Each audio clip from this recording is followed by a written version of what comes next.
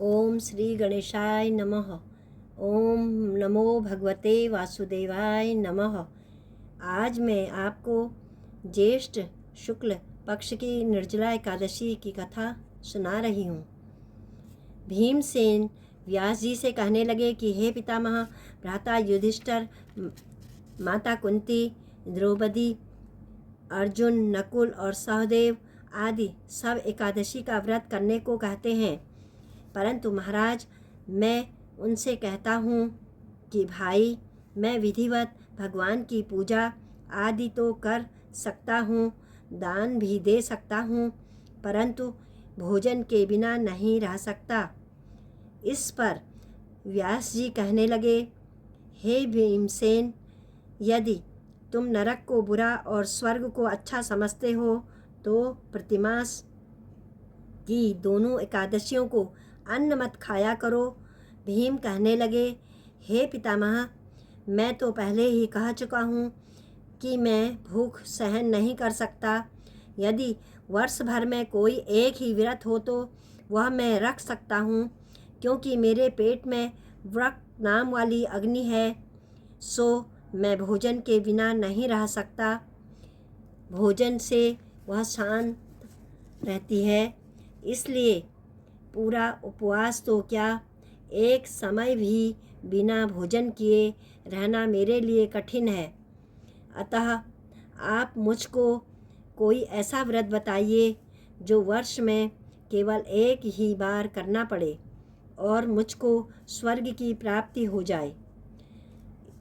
श्री व्यास जी कहने लगे, हे पुत्र, बड़े बड़े ऋषियों ने अनेक शास्त्र आदि बनाए हैं, जिनसे बिना धन के थोड़े परिश्रम से ही स्वर्ग की प्राप्ति हो सकती है। इसी प्रकार शास्त्रों में दोनों पक्षों की एकादशी का व्रत मुक्ति के लिए लिखा है। श्री व्यास जी के वचन सुनकर भीमसेन नरक में जाने के भय से भयभीत हो गए और कांप कर कहने लगे कि अब मैं क्या करूं? मास में 2 व्रत तो मैं कर नहीं सकता। हाँ, वर्ष में एक व्रत करने का प्रयत्न अवश्य कर सकता हूँ। अतः वर्ष में एक दिन व्रत करने से यदि मेरी मुक्ति हो जाए तो ऐसा कोई व्रत बतलाइए। यह सुनकर व्यास जी कहने लगे कि वृष और मिथुन की संक्रांति के बीच ज्येष्ठ के शुक्ल पक्ष की जो एकादशी आती है, उस एकादशी का नाम निर्जला एकादशी है। तुम उस एकादशी का व्रत करो। इस एकादशी के व्रत में स्नान और आचमन के सिवा जल वर्जित है। आचमन में 6 मासे जल से अधिक नहीं होना चाहिए, अन्यथा वह मद्यपान के सदृश हो जाता है। इस दिन भोजन नहीं करना चाहिए, क्योंकि भोजन करने से व्रत नष्ट हो जाता है। यदि एकादशी को सूर्योदय से लेकर द्वादशी को सूर्योदय तक जल ग्रहण न करें तो उसे सारी एकादशियों के व्रत का फल प्राप्त होता है। द्वादशी को सूर्योदय से पहले उठकर स्नान आदि करके ब्राह्मणों को दान आदि देना चाहिए। इसके पश्चात भूखे और सत्पात्र ब्राह्मण को भोजन कराकर फिर आप भी भोजन कर लेना चाहिए। इसका फल 1 वर्ष की संपूर्ण एकादशियों के फल के बराबर होता है। व्यास जी कहने लगे कि हे भीमसेन, यह मुझको स्वयं भगवान ने बतलाया है।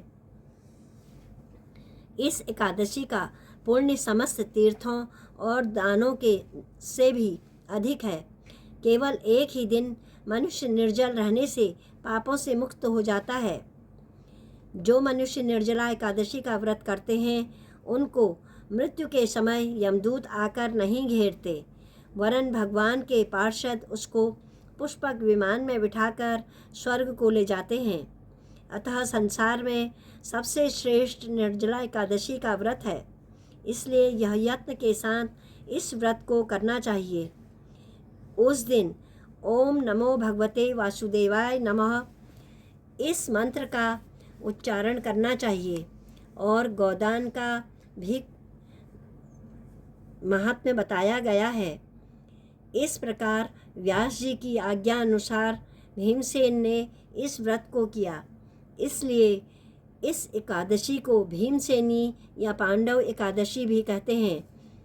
निर्जला व्रत करने से प्रथम भगवान का पूजन करके यह प्रार्थना करें कि हे भगवान, आज मैं श्रद्धापूर्वक निर्जला व्रत रखकर दूसरे दिन भोजन करूँगा। अतः आपकी कृपा से मेरे सब पाप नष्ट हो जाएं। इस दिन जल में भरा हुआ एक घड़ा वस्त्र से ढककर स्वर्ण सहित दान करना चाहिए। जो मनुष्य इस व्रत को करते हैं उनको करोड़ पर फल सोने के दान का फल मिलता है। और जो इस दिन यज्ञादि आदि करते हैं उनका फल तो वर्णन ही नहीं किया जा सकता। इस एकादशी के व्रत से मनुष्य विष्णु लोक को प्राप्त होता है। जो मनुष्य इस दिन अन्न खाते हैं वे चांडाल के समान हैं। वे अंत में नरक में जाते हैं। जिन्होंने निर्जला एकादशी का व्रत किया है वह चाहे ब्रह्म हत्यारे हों, मद्यपान करते हों, चोरी करते हों या गुरु के साथ द्वेष करने वाले हों, मगर इस व्रत के करने से सब स्वर्ग में जाते हैं।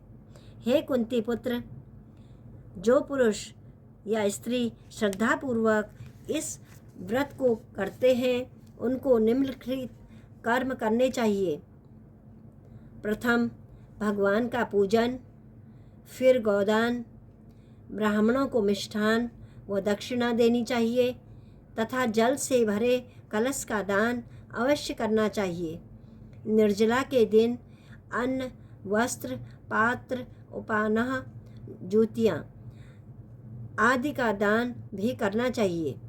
जो मनुष्य भक्तिपूर्वक इस कथा को पढ़ते या सुनते हैं उनको निश्चय ही स्वर्ग की प्राप्ति होती है।